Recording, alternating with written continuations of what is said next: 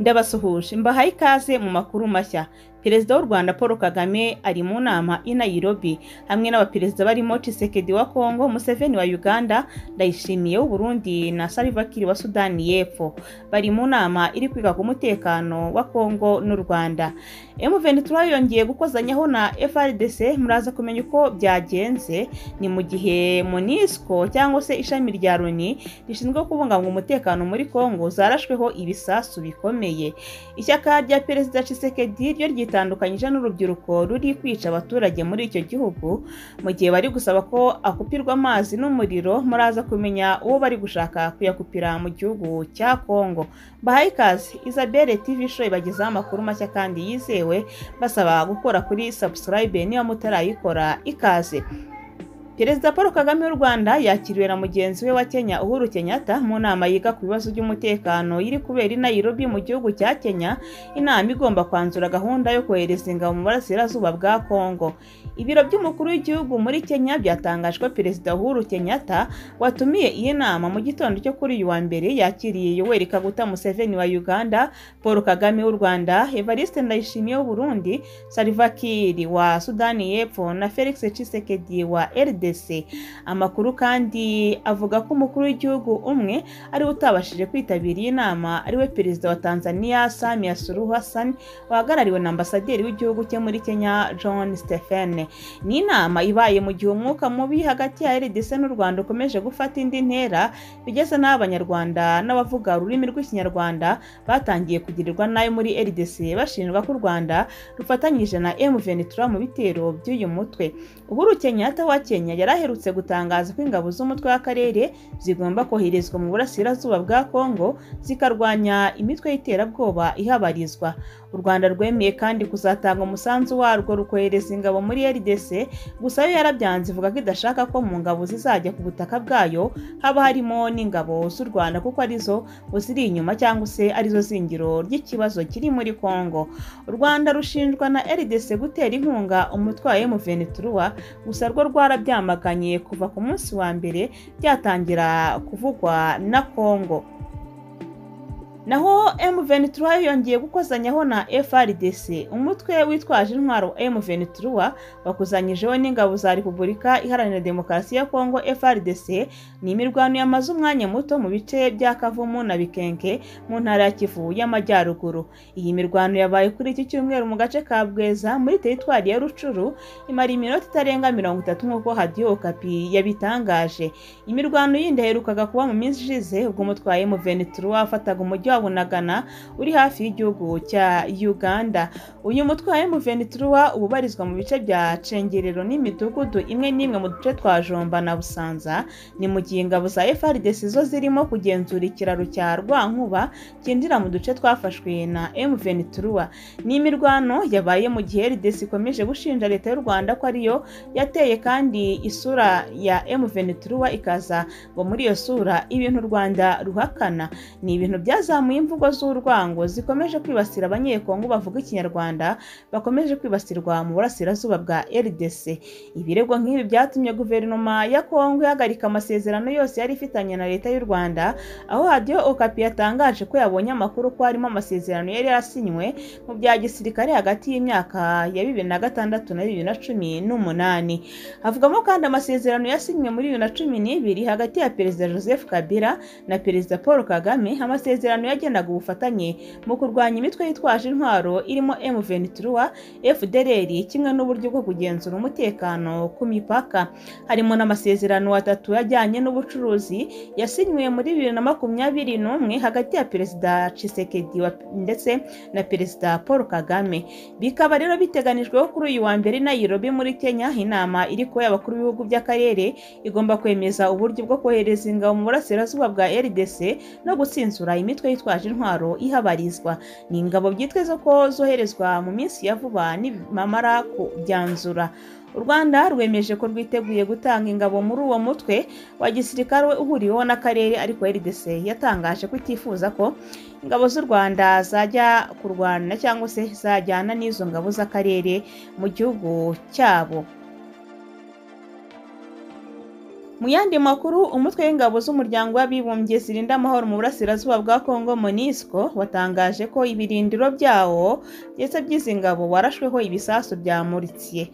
MONUSCO ivuga ko kuri iki cyumweru ingabo zayo ziri ahitwa Ishangi muri Kivu ndetse ya ruguru zarashweho ibisasu bitandukanye bitandatu by'imbunda zamuritse. Ni ibitero byamaganiwe kure n'intumwa idasanzwe y'umuryango w'abibumbye kuriye ziriya ngabo Madamu Bintou Keita aho ashinja inyeshyamba za M23 kuba arizo zarashe biriya bisasu. MONUSCO ikavuga ko izakoresha uburyo ubwo aribwo bwose kurinda abaturage n'abasivili no guha imfashanyo abaturage bavuga ko bavuye mu byabo. Ingabo z'umuryango w'abibumbye muri Kongo MONUSCO zivuga ko zikomeje gushyigikira ibikorwa by'imbere mu gihugu n'iby'akarere ka Afurika y'Iburasirazuba muri rusange bigamije kugarura amahoro muri Kongo, harimo n'inzira y'ibiganiro bibera i Nairobi. MONUSCO kenshi yagiye itangaza ko ifatanya n'ingabo za leta ya Kongo FARDC kurwanya inyeshyamba za M23. Bibaye nyamara mu gihe izi ngabo za MONUSCO zikomeje kurebera urubyiruko rwo muri Kongo rwitwaje imihoro n'imihiri ndetse n'imipanga ruhiga abanyarwanda b'abanyekongo bavuga ikinyarwanda, ndetse bamwe bakaba batangiye kwicwa abandi bakaba bafite ubwoba bwo kwicwa.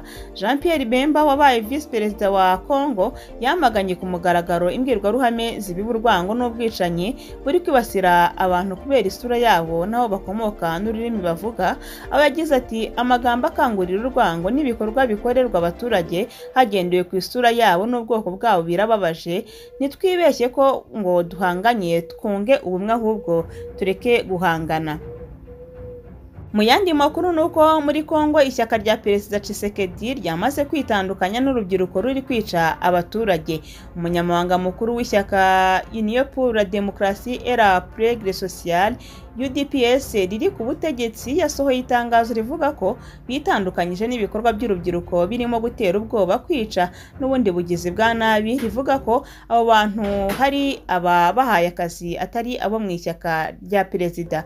Imvugo ngo bigaragara neza ko bahawe akazi. Mu itangazo UDPS yasohoye ntiharimo uwahaye akazi urwo rubyiruko, bikaba bisa no kuruma gihwa mu kwamagana ibikorwa by'uwo mutwe.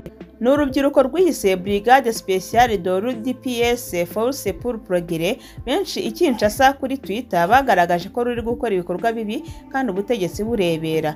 Uru rubyiruko ruritwaza imihoro n'amahiri rukagenda rushakisha imodoka zirimo abanyarwanda n'abandi bavuga ikinyarwanda b'abanyekongo bakagirirwa nabi, rurasahura amaduka, ruratera ubwoba. Nyamara muri video zakwirakwije ku mbuga nkoranyambaga harimo n'izifatwa n'abapolisi bashungera ibikorwa by'urwo rubyiruko. Impamvu Kongo ikwiye kwerura ikamagana ruriya rubyiruko ndetse igashyiraho ibihano. Itangazo ryasohowe na UDPS ririmo n'ubundi amagambo ruriya rubyiruko rushingiyeho rujya mu muhanda, aho rushinja u Rwanda kuba nyirabayazana n'ibibazo biri mu burasirazuba bwa Kongo. Amagambo akurikira umutwe w'itangazo avuga ko ubuyobozi bwa Union pour la démocratie et la progrès social buhangayikishijwe n'ubushotoranyi ku gihugu bukorwa n'ingabo za Monsieur Paul Kagame zihishe mu mutwe w'iterabwoba wa M23. Iri shyaka rikaba ryavuze ko ryamagana guceceka ko umuryango w'abibumbye ku kababaro k'abaturage by'umwihariko mu burasirazuba bwa Kongo bahohoterwa by'igihe kirekire ndetse ngo bakorerwa ubwicanyi n'ubusahuzi bw'umutungo kamere kubera intambara idafite ishingiro batewe na Monsieur Paul Kagame nk'uko itangazo ribivuga. Kwihakana urubyiruko rwica abantu mu izina rya UDPS. Itangazo ryasinywe n'umunyamabanga mukuru wa UDPS Augustin Kabuya. Ingingo ya kabiri avuga ko ishyaka ryicuza ko muri iki gihe igihugu cyatewe hari abantu bafite imigambi mibi kandi bigaragaza ko bahawe akazi, biha kuvuga imbwirwaruhame z'urwango no gucamo abantu ibice bishingiye ku bwoko, bigasenya ubumwe bw'igihugu bakwiye kuranga abantu twese. Mu ngingo ya gatatu niho UDPS ivuga ko yamaganye ibyo bikorwa byateguwe n'umwanzi mu mayeri agamije kwanduza isura y'igihugu ku rwego mpuzamahanga no gukwirakwiza ibikorwa by'urugomo mu gihugu. Ishyaka rya Perezida Tshisekedi Felix rivuga ko ryamaganye ryivuye inyuma amashusho zikomeje gukwirakwiza ku mbuga nkoranyambaga zerekana abantu bagaragara amasura bahohoterwa ndetse ngo n'abandi baturage zikwirakwizwa imvugo zivangura gusuzugura amoko ndetse no kwanga abanyamahanga. Ikindi kandi ni uko UDPS yavuze ko mu ngingo ya 6 ishyaka ryasabye polisi y'igihugu n'inzego z'umutekano guhita bafata abo bantu bagaragara muri video bagashyikirizwa bidatinze ubutabera ngo bisobanurire ku bikorwa bari gukwirakwiza. Gusa mu gusoza, iri shyaka ryongeye gushinja Perezida Paul Kagame no kwizaza abaturage ko bafatanyije n'ingabo ndetse bazatsinda iyo ntambara. Reka nyasoreze ku nkuru ivuga ko bari gusaba ko akupirwa amazi n'umuriro Ambassador Karega. Hashize iminsi muri Kongo bari mu myigaragambyo yo kwamagana u Rwanda bashinja gushyigikira umutwe wa M23 ndetse bagasaba ko Ambassadeur Vincent Karega yirukanwa. Kuva hatangira gututumba umwuka mubi hagati ya leta ya Kongo n'iy'u Rwanda, abaturage b'iki gihugu ntibasiba kugaragaza imvugo zibiba urwango ku banyarwanda, by'umwihariko Ambassadeur Vincent Karega uhagarariye u Rwanda muri icyo gihugu. Ibi bigaragarira mu mvugo z'abigaragambya bavuga ko Karega akwiriye kwirukanwa ndetse rimwe na rimwe baba bitwaje ibyapa biriho amafoto ye banditseho amagambo y'urwango atandukanye. Ambasaderi Karega ubwe aherutse kugira icyo avuga kuri ibi bikorwa by'abanyekongo bimwibasira, aho mu kiganiro agiranye n'Ijwi ry'Amerika yavuze ko ibyo abaturage bakora cyangwa se basaba atari byo bizatanga ibisubizo by'ibibazo bafite, ahubwo ko bikwiye kwicara bakaganira n'abayobozi babo ku buryo bwo kubikemura. Ati kuntandukanya n'u Rwanda biragoye, ninjye bashyigikira, ninjye uri hafi kandi ninjye batuma nibaza nti ese ibibazo biri mu burasirazuba gukura ambasaderi cyangwa guca umubano w'u Rwanda cyangwa se ndetse no kujya mu ntambaro n'u Rwanda birahita bikuraho iki? Birakuraho ADF, birahita bikuraho ibikorwa bya FDLR na bya mayimayi zitandukanye cyangwa se n'abantu bapfa mu ituri? Ati no muti nicyo gisubizo. Mu ntangiriro z'ukwezi kwa Kamena ni muri uku kwezi turimo ubwo imyigaragambyo yari ikaze i Kinshasa, hatangiye kumvikana amakuru avuga ko Ambasaderi Karega yahise ahungishwa na polisi ya RDC ndetse na Ambasade y'u Rwanda ihabwa umutekano uhambaye. Gusa aya makuru yaje kunyomozwa, abari hafi ya Ambasaderi Karega bavuga ko ubwo iyi myigaragambyo yabaga yari mu rugo rwe kandi nta kibazo yari afite. Nubwo yemeze gutyo ariko amakuru yizewe nuko ngo afite nuko abakozi ba Ambasade y'u Rwanda i Kinshasa bakorera mu ngo zabo mu gihe hateguwe imyigaragambyo. Ibibazo by'umwuka mubi hagati y'u Rwanda na Kongo byafashe indi ntera mu mpera z'icyumweru gishize, ubwo umusirikare w'iki gihugu yinjiraga ku butaka bw'u Rwanda mu karere ka Rubavu akarasa ku bapolisi b'u Rwanda. Mu kwirwanaho nabo bakamurasa ndetse bikamuviramo urupfu. Ni isanganya yabaye nyuma y'igihe gito n'ubundi kuri uyu mupaka habereye imyigaragambyo y'abanyekongo bashaka kwinjira ku butaka bw'u Rwanda ariko bagakumirwa n'inzego z'umutekano. Nyuma y'urupfu rw'uyu musirikare wa RDC, abaturage b'iki gihugu bagaragaye baherekeje umurambo ari benshi mu mbyino y'indirimbo bigaragaza ko yakoze igikorwa cy'ubutwari kuko yakoze mu jisho ry'u Rwanda igihugu cyabazengereje.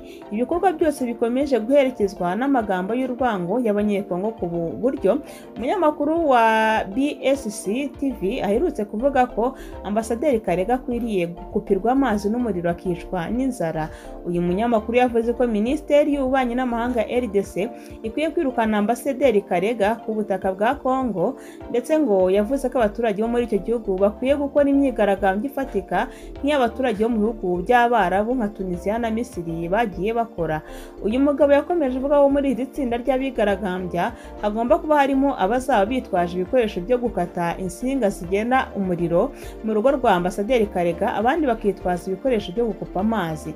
Ati mu minsi 2 lisansi ishyirwa muri moteri itanga amashanyarazi izaba yashize, ibiryo byo muri firigo bizaba byashize, ubundi yicwe n'inzara bahamagare mu Rwanda. Umuvugizi wungirije wa guverinoma y'u Rwanda Mukurarinda we aherutse kuvuga ko leta ya Kongo ifite inshingano zo kurinda abanyarwanda bari mu gihugu cya Kongo mu gihe ngo bigaragara ko ubushotoranyi bukomeje.